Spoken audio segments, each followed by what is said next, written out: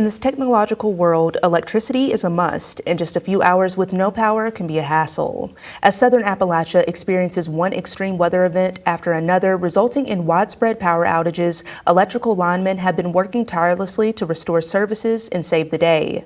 However, 3 Appalachian Power linemen went the extra mile to rescue a man who was almost swept away in those treacherous floodwaters. I had the opportunity to speak with the heroes to hear their incredible story. What started as an ordinary restoration project for Appalachian Power linemen Jeff Dotson, Cameron Lacey, and Tyler Blair in Thaxton, Virginia, quickly transformed to an extraordinary rescue when they sprang into action to save a 71-year-old man from perilous floodwaters. Doing storm restoration in Thaxton, Virginia, helping out the Moneta area around Roanoke, Lynchburg, Rocky Mount. And we had a trouble location, and we noticed that the floodwaters was getting up, traveling to this location. So I told my guys to stay up by the road with a big bucket, and I drive down the driveway just to look at the bridge, make sure it was safe to cross. Well, I got down there and water's coming over top of it. So I go back up, tell the guys, listen, we can't cross the bridge. There's water over top of it already. So we called our local dispatching, told them the situation, that we'd had to hold the ticket until the water's receded. Well, in the meantime, we was getting ready. We was probably 30 seconds away from leaving. The guy driving, Cameron, driving the big bucket, he had already popped the air brake, getting ready to pull out, and the gentleman come up the driveway. Well, we knew there's one way in, one way out. So he gets out, gets his mail, and I walk over to his window and ask him, I was like, did you come across that floodwater? He said, yeah, it's not very deep, about a foot deep. He said, if you want to, he said, I know where the wire's at. It's down right behind my house. I'll take you in the Jeep and show you. I said, that's okay. I'm not supposed to get in a vehicle with the public. He said, well, follow me down the driveway. And he said, you can see how deep the water is. I said, are you sure you want to go back across that floodwater? He said, yeah, it's not that deep. And I said, all right. So I follow him back down. And as he noses on the bridge, the left front tire drops off, and immediately the floodwater swept him away. It happened within seconds of that nose of that Jeep dropping off the bridge. And initially it was upright, and it turned in the water a couple of times, and then it flopped upside down. So the cab was actually underwater, submerged for probably 5 or 10 seconds, and then it turned back over.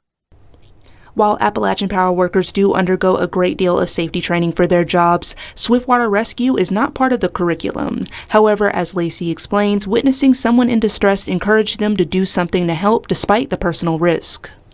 Yeah, it was pretty much just an adrenaline thing.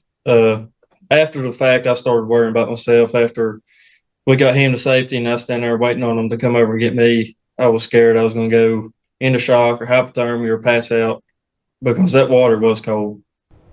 The incredible rescue was an experience the 3 heroes will never forget, and was a stark reminder of the dangers of floodwaters and how even a few inches of water on the road can turn our daily routes from routine to dangerous. They say don't drown, turn around. I know it's kind of tacky to say, but it's the truth. I mean, it doesn't take a whole lot of water to move a vehicle, especially the size of this vehicle. It's a Jeep Wrangler, probably weighs 2,500 pounds. It's not a heavy vehicle, but floodwaters are nothing to mess with. And this guy was 71 years old and had probably crossed that bridge 1,000 times before, it being underwater. It just takes it one time. Yeah, I'm going to say this is a low-lying area, and I'm going to say this place is probably prone to flooding. And like Cameron said, I'd say this gentleman drove through floodwater numerous times, and this one time just got him.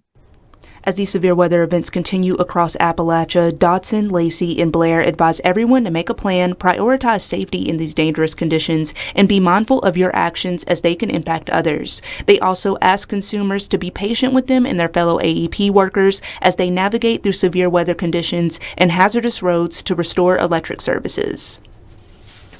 Be patient with us. There's a lot of power outages. I know a lot of people get frustrated over it, but just be patient. We're out there. We're working on it. Snow, we're dealing with snow today. So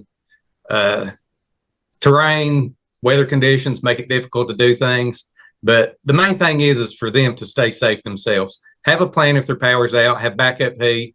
If they have medical needs, have a plan to go somewhere else to stay. And just be patient, but stay safe, most importantly. And also, everybody's actions ain't just for themselves. Their actions also is for their family members and everybody else. So be mindful of what you do. Reporting in Fayette County from WOAY Studios, this is Brandy Lawrence for Newswatch. AEP followed up with the son of the rescued man who reports his father was admitted to the hospital for treatment but has since been released and expected to make a full recovery.